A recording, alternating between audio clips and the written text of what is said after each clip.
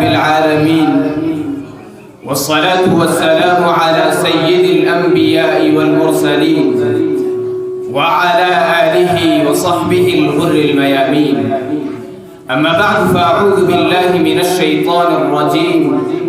بسم الله الرحمن الرحيم. وما أرسلناك إلا رحمة للعالمين.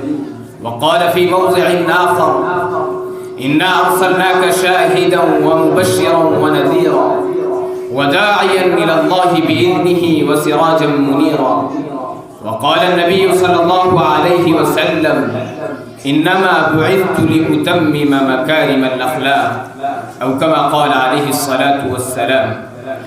أيها الإخوة الأفاضل، إن هذه شهادة تاريخية لا ترد، وحقيقة لا تجحد، وكلمة لا تنكر، أن الرسالة المحمدية هي الرسالة الأبدية السرمدية من رسالات الله التي جعلها للناس كافة، أحمرهم وأصفرهم، أبيضهم وأسودهم، عربا كانوا أو عجما، لأنها هي الرسالة الوحيدة التي أعلنت أن الدنيا خلقت لكم وأنكم خلقتم للآخرة، وأن الأمم على اختلاف طبقاتها ومستواها سواسية كأسنان المشط في نعم الله وآلائه.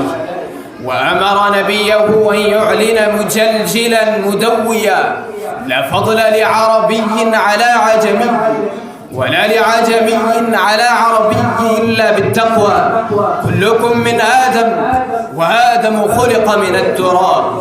أيها الإخوة الأفاضل، إن الرسالة السابقة التي جاءت من قبل بعثة نبينا صلى الله عليه وسلم كانت مختصة بزمن أو مكان، وكل كتاب سماوي أو صحيفة إلهية نزلت كانت مختصة بقوم أو شعب، وكل دعوة جاء بها الأنبياء السابقون كانت لمنطقة أو صقع أو لبلاد وقطر.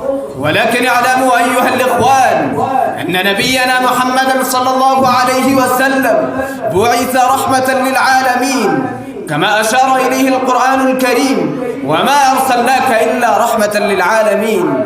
بعث بشيرا ونذيرا، كما قال الله تبارك وتعالى في القرآن المجيد: تبارك الذي نزل الفرقان على عبده ليكون للعالمين نذيرا.